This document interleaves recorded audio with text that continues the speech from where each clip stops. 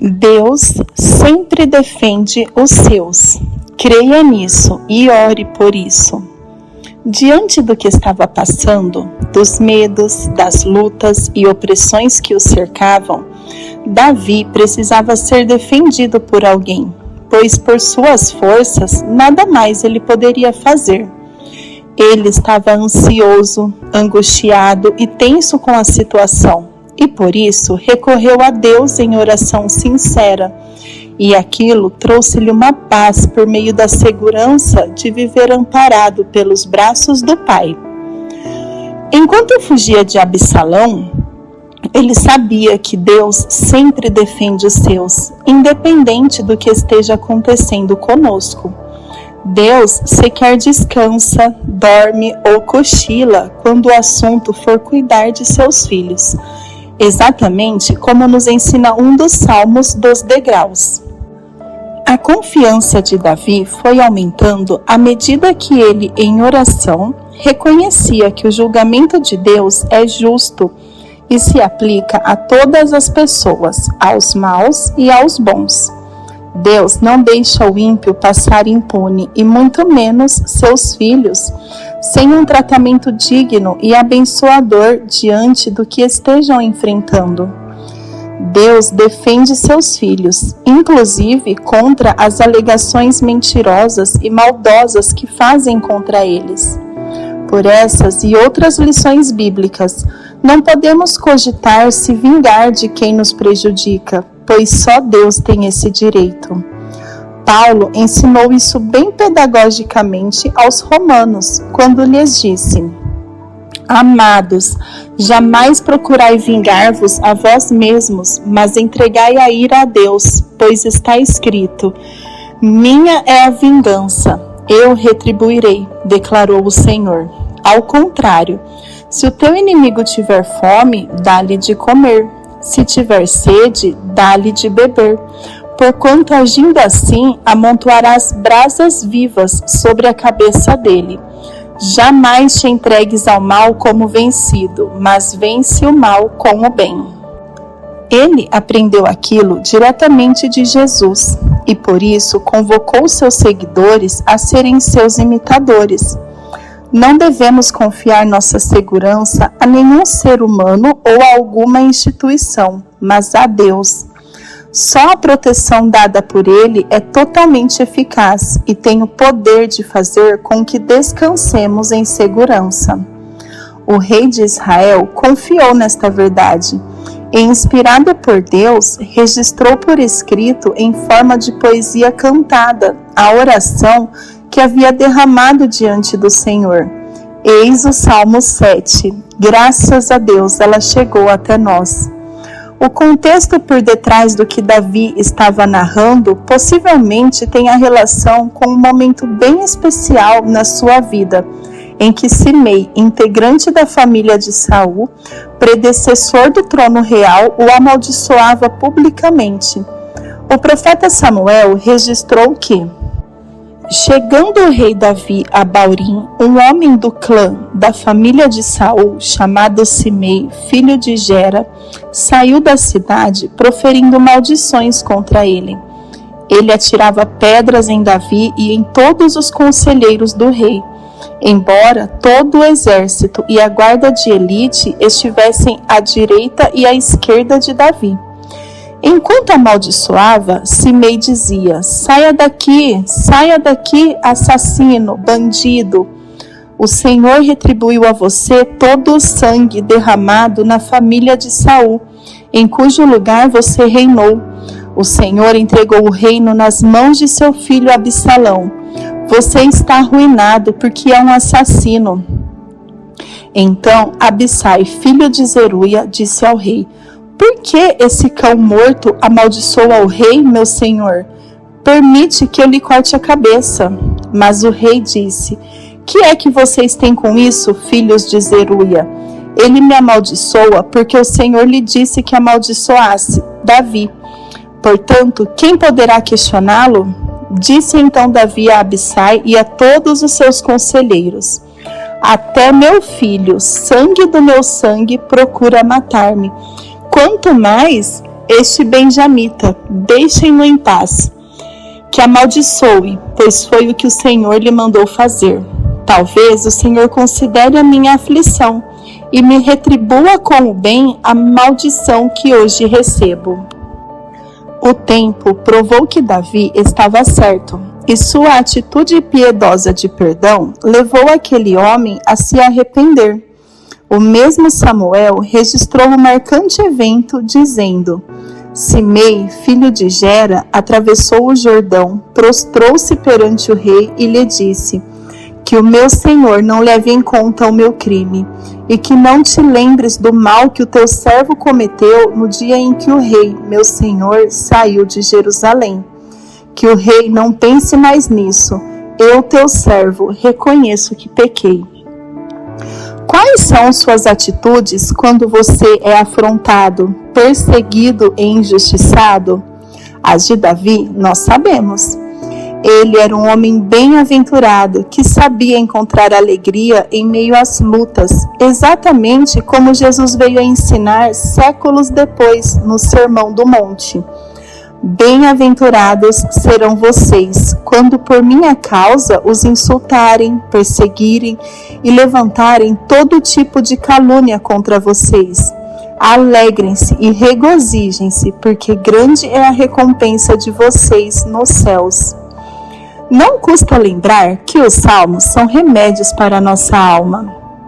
Quando você se sentir angustiado, perseguido e injustiçado, ore com o Salmo 7 e clame confiantemente a Deus, pedindo que te defenda de todo mal, seja ele físico ou emocional. Davi orou de uma maneira progressiva, crescente. Primeiro, ele demonstrou preocupação em se achegar a Deus, em implorar sua atenção. Não queria transparecer estar se sentindo maior que os outros. Versículo 1. Senhor meu Deus, em ti me refugio, salva-me e livra-me de todos os que me perseguem, para que como leões não me dilacerem, nem me despedacem, sem que ninguém me livre. Senhor meu Deus, se assim procedi, se nas minhas mãos há injustiça, se fiz algum mal a um amigo, ou se poupei sem motivo o meu adversário, persiga-me o meu inimigo até me alcançar, no chão me pisoteie e aniquile a minha vida, lançando a minha honra no pó. Pausa. Para se achegar a Deus, humanamente falando, precisamos até pensar no que falaremos e quais são as nossas reais intenções. Deus sonda nosso coração, inclusive na oração. Davi orava com submissão e também com reverência a Deus. Como era um assunto muito sensível e delicado a ele, Davi primeiro clamou por misericórdia. Afinal de contas, ele poderia estar em pecado também e nem estar se dando conta daquilo. Na verdade, ele estava pedindo para Deus sondá-lo antes de orar pelas pessoas que o prejudicavam. Parece que ele perguntava: e eu, como estou diante de Deus? Inocente? Assim, ele completou corajosamente a fala: se eu estiver errado e em pecado, puna-me, Deus, por meio daqueles que eu chamo de meus inimigos. Precisa de muita coragem para dizer isso imprecatoriamente. Como estava num contexto de perseguição mentirosa, ele não negava ser pecador.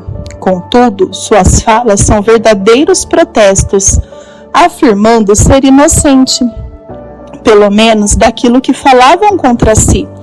Por isso, ele orou como que amaldiçoando a si mesmo. Dura essa oração, não é?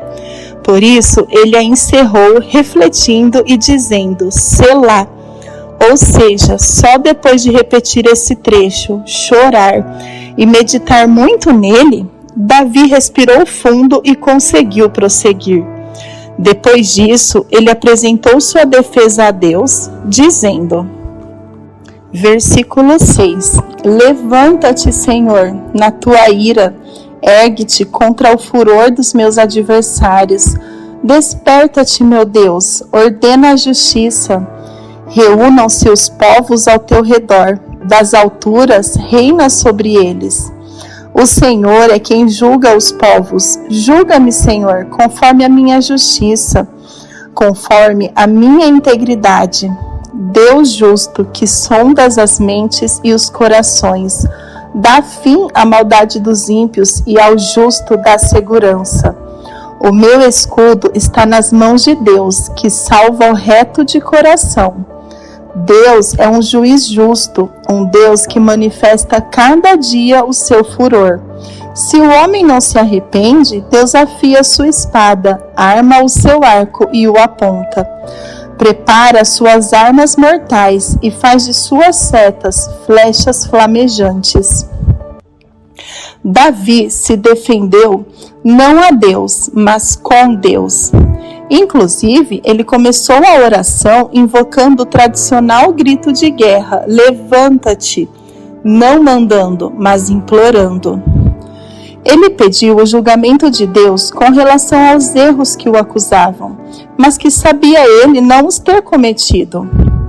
Ele se colocou como reto e íntegro diante das falsas acusações que sofria, e não com o fato de não ser pecador.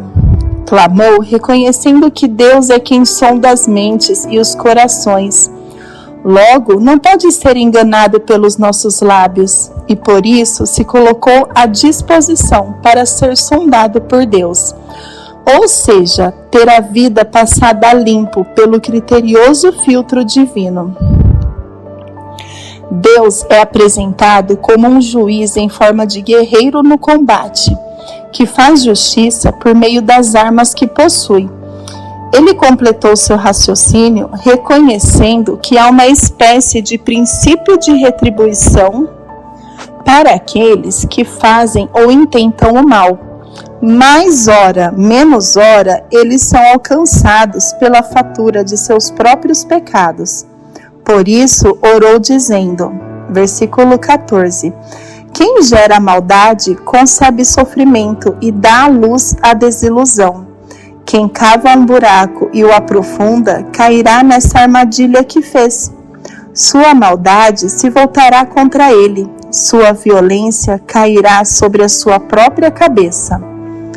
O maldoso faz sofrer, e ao mesmo tempo em que provoca sofrimento nas outras pessoas, ele traz sofrimento a si e aos seus entes.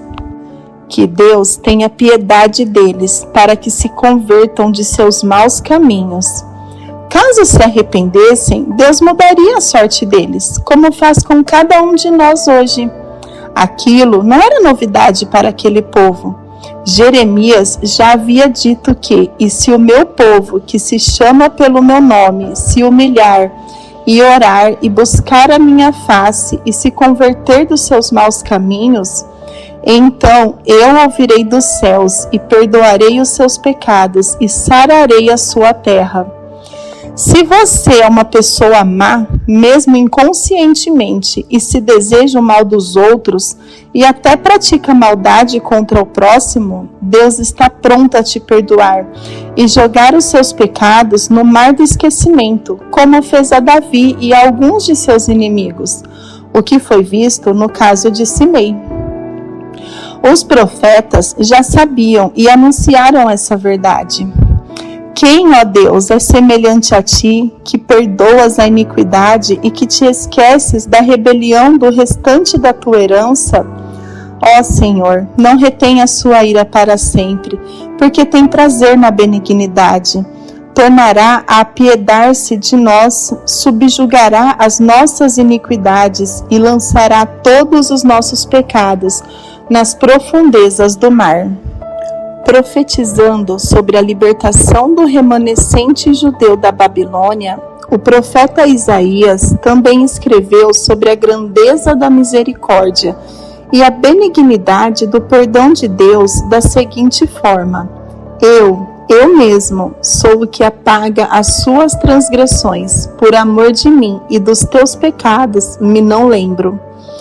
Por fim, ele mostrou o que fazer enquanto se espera a resposta da oração.